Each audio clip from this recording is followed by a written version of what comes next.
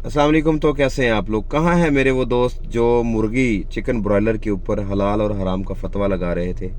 अब ये बताएं कि पाकिस्तान में या किस मज़हब में गधे का गोश्त हलाल तस्वर किया जाता है या हलाल करार दे दिया गया हो। इसलिए आप लोगों से कहा जाता है कि आप फट्टे पे जाएं, अपनी आंखों के सामने कोई भी मुर्गी चूज़ करें, ब्रॉयलर चिकन की देसी कोई भी मुर्गी चूज़ करें, पसंद करें, उसको अपने सामने ज़िबा करवाएं, घर में लाएं, ख़ुद भी खाएं, अपने बच्चों को भी खिलाएं।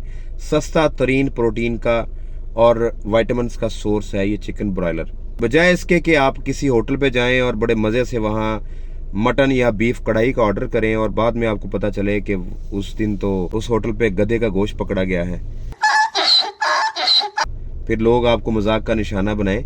यही हो रहा है, पहले लाहौर के लोगों के साथ होता रहा है, अब इस्लामाबाद के लोगों के साथ हो रहा है। इसकी वजह सिर्फ ये है कि हमने मटन और बीफ को प्रायोरिटाइज इतना किया हुआ है कि एक स्टेटस सिंबल है, हमने मटन और बीफ ही खाना है। मटन और बीफ आपने खाना है तो अपने सामने उसको ज़िबा होते हुए देखें, वहाँ से परचेज़ करें, एक मुस्तनद कसाई से परचेज़ करें, वरना चिकन खाएं।